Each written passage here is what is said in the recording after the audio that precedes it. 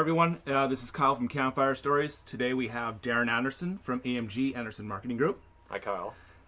We're going to talk a little bit about Darren, his background in marketing, a little bit about his brother and mental health, and then how that spawned his initiative, Love My Mind. So thanks for coming. Thank you. Darren, if you could tell us a little bit about your background and how you started out. Yeah, so that would have taken place back in the 90s when I was at the infamous Patricia Hotel doing my thing. And Tell me about that. I don't know what that is. yeah, the icon, what was it called? The center of the universe, which actually made sense once like I was able to travel and people knew about it in BC and out east. And so the Pat was quite infamous. We didn't know it at the time because we were just drinking Crown Royal and Coke all night. So with lizards spinning the tunes and the Gobby Power Hour, but I was actually working there, teaching golf and going to school, so burning the candle at I guess both ends, and the great thing about the Patricia Hotel, obviously nothing against school, but you just met so many people, right? For those uninitiated, the Pat was the hot spot to go on a Saturday night in Saskatchewan for a couple of wobbly pops and whatever else. Yeah, you could walk through the back door and know everyone, it was. You know what? It was an influential time in my life. It was a lot of work, but my first client or project coming out of the Pat, because we had a relationship growing from the Pat, was actually Chief Darcy Bear out at Whitecap. Right. And so I went out there and worked with Darcy, and we built the sports center together. We worked on the gas bar together, the golf course, and the hotel. Right. Which is finally going up, because I think we started working on that in 2007. But it's been that long in the making. Yeah. It's a big project. Like a lot of hoops, and then kind of rebidding and that, but it's going to be amazing. Like the golf course is amazing, and that was a fun time though, but that's a whole different story. And then I kind of knew from there that I wanted to be on the, like, obviously the marketing side because of school, but the business development, like ground level up and helping and being a part of stuff like that. So then I just started creating, I created my own management company, and I got into the mining sector, stayed in the golf, hospitality, and then I went back into school, but as a teacher at SIIT, and I taught their marketing and golf management program. I was there for close to 6 years. Gee. Not a lot of people know that about me. I didn't know that was that long. I kept that kind of hidden because at the same time we opened Bailey's on 8th Street. Right. So that also was like, don't know anything about that one. Yeah. Bailey's was like kind of the modern version of the Pat. Yeah, there was a lot of great stories from there, and meeting those hockey guys all over again, and but and then it came to the time about 5 or 6 years ago when the marketing world was changing, and it was changing on my side more so than on the consumer side or the client side, the small business owner side, because the digital world was taking over.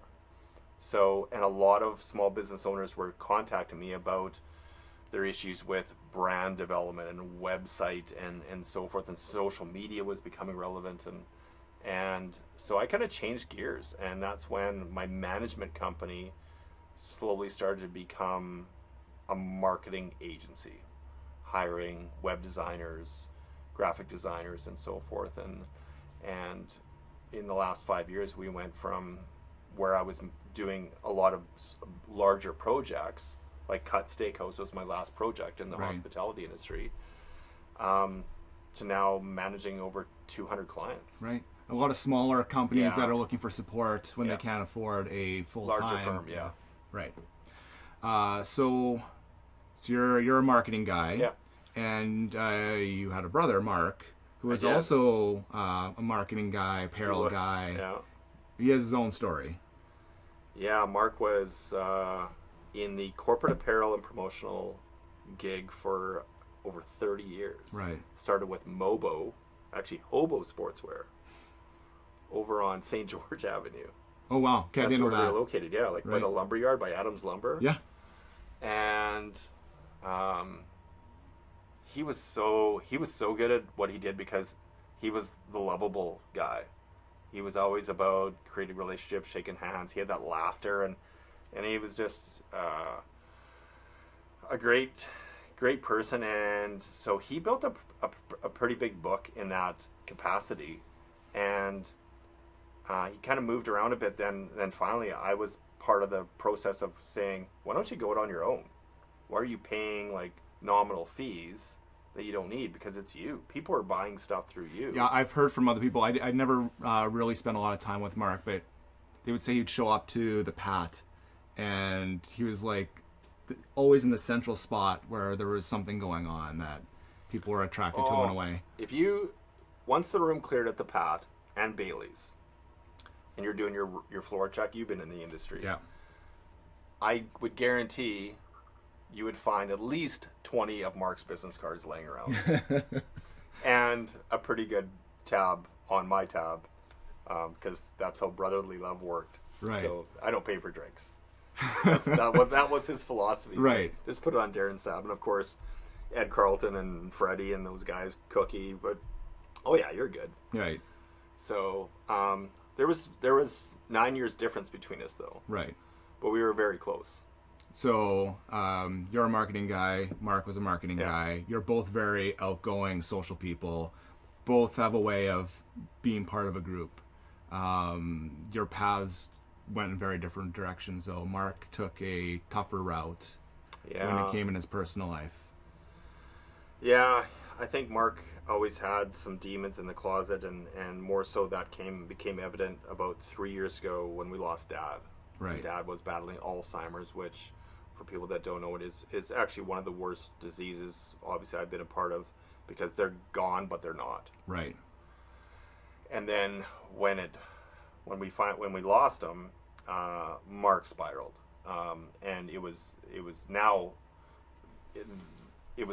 clear what was happening. The drinking, and we saw at that time the depression side of it, but we didn't realize the depression side because it wasn't Right. it wasn't talked about enough. Right, the stigma was the elephant in the room, so to speak.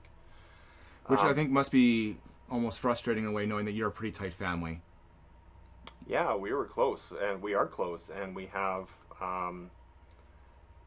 But everyone in life is doing their own thing, Right. and again, especially from the male side, Right. we were built. My father, NHL hockey player, and so forth. Yeah. You can't be weak. You're strong, 6'4", 220. So not even physically, but mentally, you can't show any weakness. Right.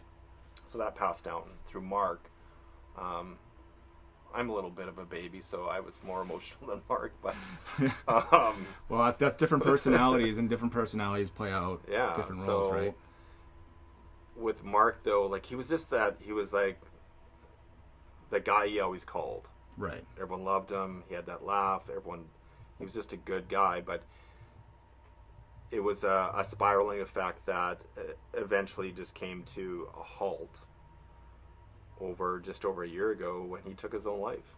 And you tried to intervene at some points. We did.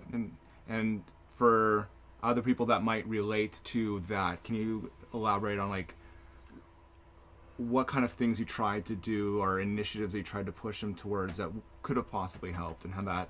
Well, we did a lot of things. Like we obviously looked at the business side of it, because again, you shoulder so much in business, especially as an Right. entrepreneur. Mm-hmm. Is sometimes you don't recognize how's it affecting you mentally. Right. So once we figured that the business side was suffering as well, then we tried to get him some help. Right. And then that's when we realized that the system was broken. Right. There were so many gaps. From my experience dealing with mental health issues in Saskatchewan particularly, I know it's different in every jurisdiction, but there's a lot of gaps with getting people that are not showing danger signs into a program without a large upfront cost. That a lot of it is user pay, it's not a government paid programs Right. out there. Yeah. And so I don't know about you and your circumstances, but for a lot of people, I think that's too big of a burden sometimes financially to even try to help out. Yeah, and I think that part, Kyle, you're seeing some good things happen in that regard. Right. Backing up a bit, I think still the issue was just having the conversations. Right. And again, I'll just say for men, was becoming open and vulnerable and saying, do you know what? This isn't good. I need help.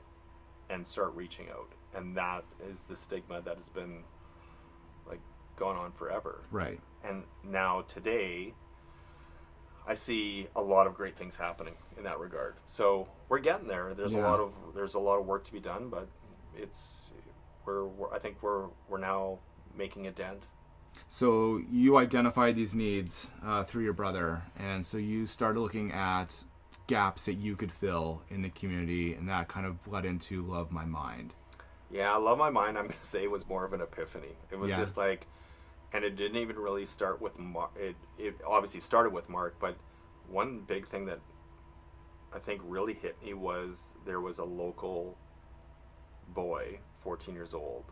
I knew his dad, and he took his own life.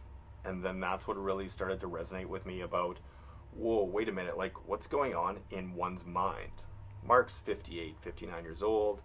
There's signals, there's red flags. This 14-year-old boy was football team, good-looking kid, popular, academically inclined, like he's checking all the good boxes. Right. And then you're gone. And that's when I really started to think that not only the gaps in the system, but what's going on in one's mind. Yeah. And then it just came to me like, what are we capable or were we incapable of loving our own mind? So like the self-care aspect. Right. And then I just kind of wrote things down, took to my desires, and like, it's like the old napkin thing. Here you go, make me your logo. Right. And I'm still working out the details of what it's gonna be. I didn't know. Yeah. I'm just taking tragedy and I'm like, there's a gap, there's something missing.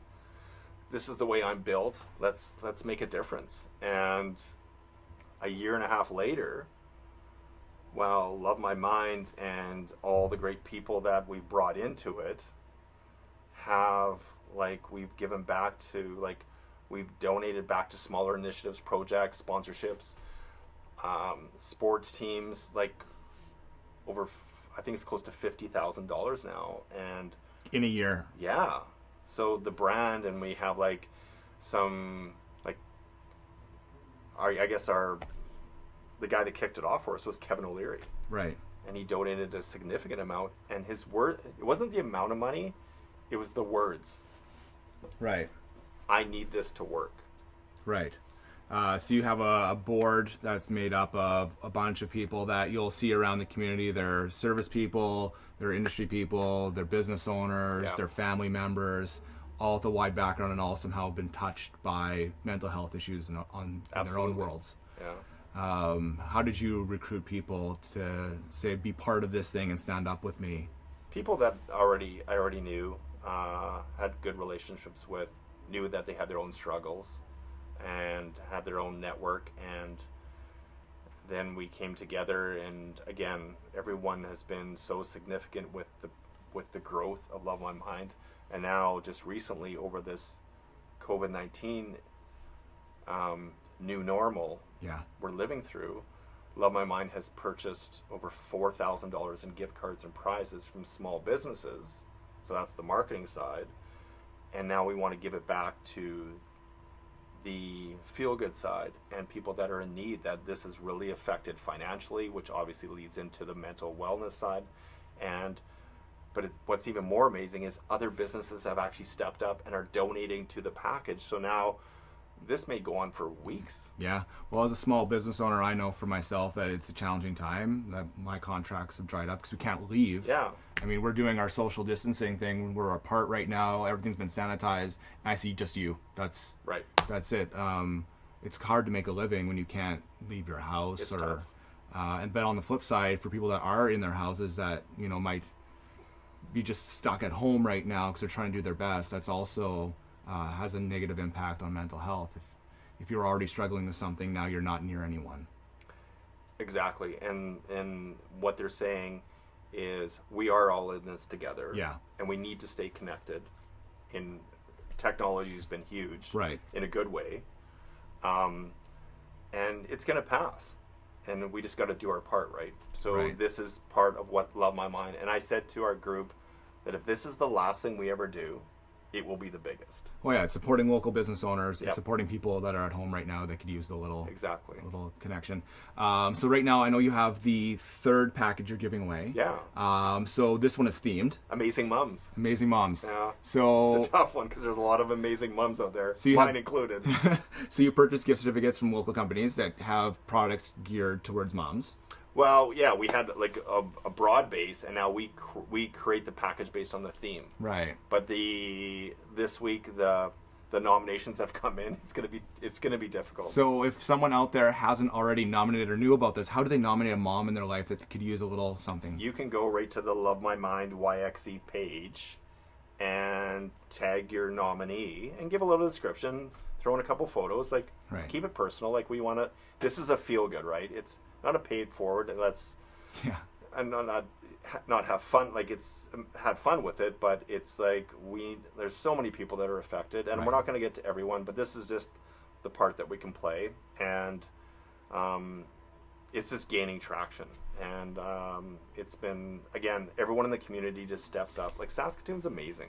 There they are. Oh. I remember you launched your branded clothing that was used as a fundraiser to help Yeah. fund other initiatives, and Yeah. you took some toques to Rob Susky and Shauna Foster Yeah. at the radio station, Yeah, they've been amazing. and they promoted instantly to I know. say, we're on message with you, we're helping.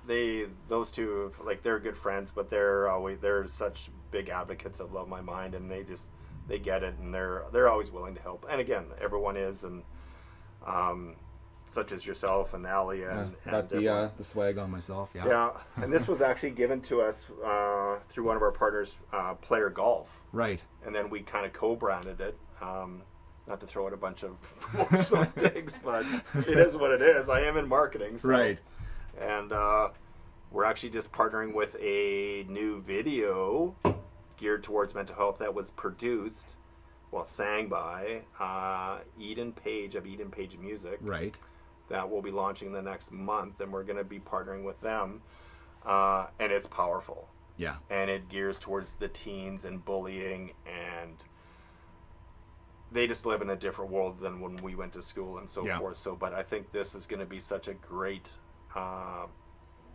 tool, Yeah. and used in so many ways that is going to help our kids, because that's the thing we're going to focus on is how the whole mental health is affecting the kids. Yeah, I know from my perspective, 2 years ago before this all happened, there wasn't a lot of people that I felt comfortable talking about personal issues or mental health struggles.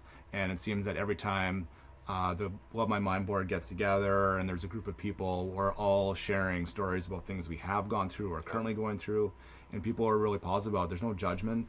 That's come a long way in a really short period of time. Yeah, and that's a key point that you said, is the no judgment. Yeah. Because we all have that reservation about us, like, oh, I can't wear this out, or I can't say that, or I can't post that, or what have you, because I'll be judged. Yeah. And I see it dissipating. Right. But it's still there, whether we like it or not. Right.